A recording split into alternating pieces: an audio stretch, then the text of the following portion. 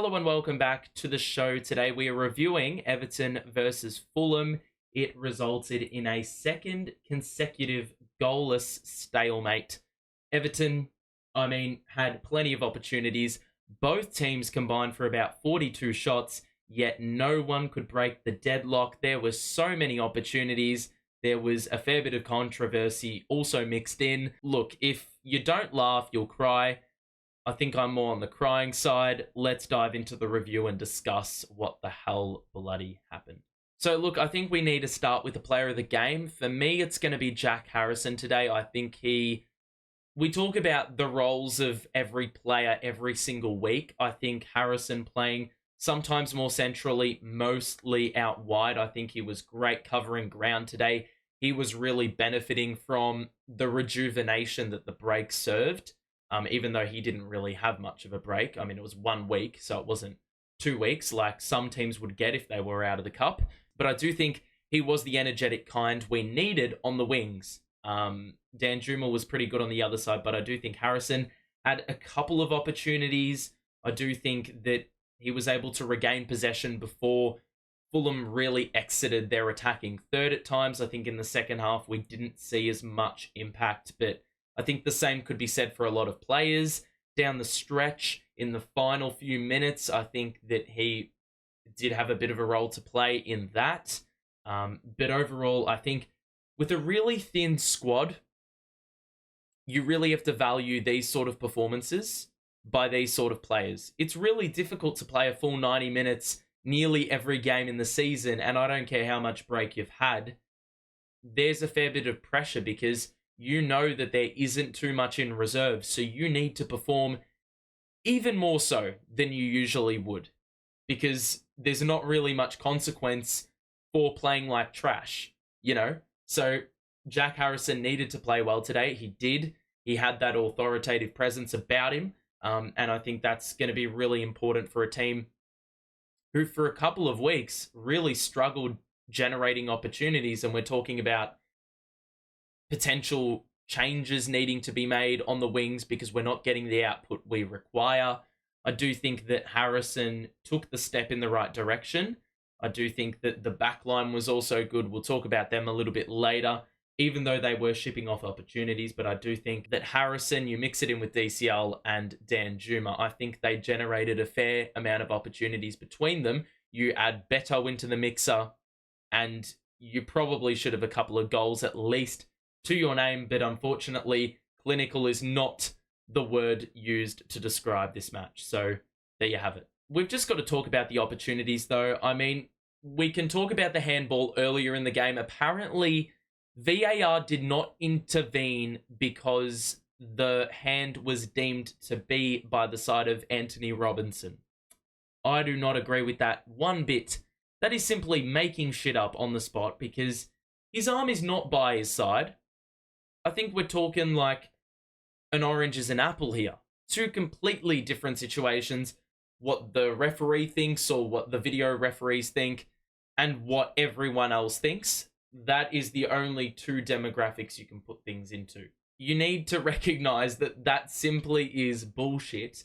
And when people say that he didn't have time to react, well, where is the decision that goes our way for Amadou Onana not having time to react against Man City? That is the one that's being commonly used to describe the inconsistency with what's going on here and the way things are adjudicated. That is 100% correct. 100%. And if anything, that one was slower, and even though it went off the bar in an unpredictable manner, it was going far slower than the one that was pelted at Amadou Onana, and yet apparently he had time to change things up and readjust body position so his arm doesn't get in the way. I just don't understand that. Speaking of not understanding, how on earth does Beto not score the goal from 2 damn feet away? 2 feet away, skies it. DCL had a couple of, free headers and he wasn't able to convert. Danjuma a couple times had his defender wrong-footed and was not able to get the connection required to even get a shot on target. It's those sort of things which are really the Achilles heel of this team at the moment. when you don't have a striker leading the way, it obviously places pressure on others to pick up the responsibility, handle the burden, and get the job done. Your striker needs to be leading the line. There is a reason that is a phrase, because strikers are supposed to score goals and set that precedent. But DCL is, as much as he is doing a pretty good job, I actually think he had a really good game today, no goal aside. I do think that his hold-up play was good. The flick-ons are good as usual. But it's just the goal conversion. Nothing is going Dom's way. There was one where it looked like he actually got a good connection on it from a cutback, and unfortunately, the Fulham defender beat him to it, or beat him to the spot. So it's just those little fine margins that are really contributing to DCL's undoing. And I don't think, I said this last time as well, I don't think dropping him, demoting him to the reserves or the bench is going to help him out in any way, shape or form. I think, if anything, it's going to actually kill the confidence even more, because it's showing that Deitch doesn't have faith in him, and thus he's not going to have faith in him, because the coach is the one that's supposed to be able to back the players, even if you're not playing well, and get you out of that rut. So I think that is something that we need to continue doing. Just persist and hope things turn around at some point. I do think the back line looked a lot more open than usual. I think there were some uncharacteristic passes. And I do also think that Dwight McNeil in a midfield role in the centre of the park wasn't actually a bad look, except for the times where he turned it over in abominable fashion. Should I say abominably bad fashion? Yeah, and we nearly got punished for those. I do think the back line looked a lot more open. There was more room to operate for the opposition.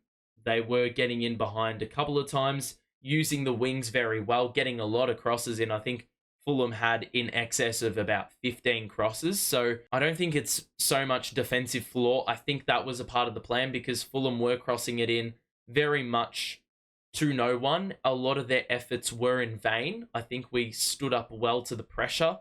But that being said, just as easily as we could have scored, they could have scored as well. There were a couple that, went off the bar. There was one where Pickford was required to make an acrobatic save. There is just so much that could have gone wrong as equal to so much that could have gone right. So I think this is a game that probably indicates a fair result. When you look at the result, 0-0, I think this was a pretty even contest. Both teams generated a fair amount of shots. Both teams had their opportunities, but both teams couldn't hit a barn door. So, look, I think we're in the relegation zone right now. And honestly, I don't know why. I don't feel like we're in the relegation zone at all. And a lot of fans have sort of been resigned to the fact that we're in the bottom three, and I think you have to sort of face the facts a little. But that being said, I don't think we're playing nearly akin to that of a relegation side. I think we're playing some pretty decent football at times. We are lacking a bit of nous in the front half, but I don't think that was a secret. I think the good thing is that defensively we are looking very sturdy. I think once you see a couple of injuries in that area to the core, that may really throw things off. But I think as long as that back four stays stable, I think Ben Godfrey was good today in place of Patterson, Coleman, whoever you want to say. I think he was really good, made some vital touches, whether that was by the head or whether or not he needed to deflect things wide at ground level. I think he was really, really solid today. But that's going to be what's required from those players that come into the side, especially when we're depleted. Dan Juma went down with injury, but I think he was pretty decent and lively, end product aside.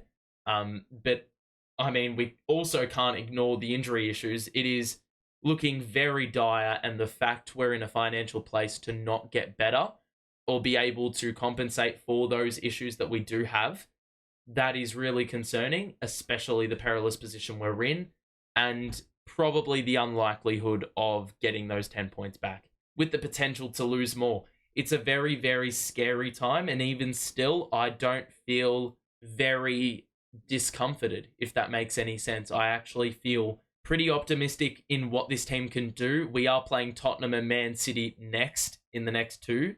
That being said, which obviously is not an easy task by any stretch, but we have played pretty well when we've played both of those teams. So it is going to be tough. But that being said, I do have faith. Yet again, this team has played with heart basically all season. So as long as we see that, I think potentially good results can arise. We've seen when we've played Spurs, when we've played City, we've started the game well. In the case of City, we started well. In the case of Spurs, we ended well. But it's going to take a full 90 minutes to get these games, well, in the books with a good result. And as we've seen in the previous matchups, you know, you're going to get punished rightfully for making those errors and not being 100% switched on. So it's going to take a bit of work, but you know what? I'm excited. We will see you soon for the next match review, which will be against Spurs, I do believe, next weekend, a nice early kickoff. We will see you for that one. Make sure to stay safe. Make sure to drop a like and subscribe on the way out for, well, exactly this every single week. We will see you soon. Bye for now.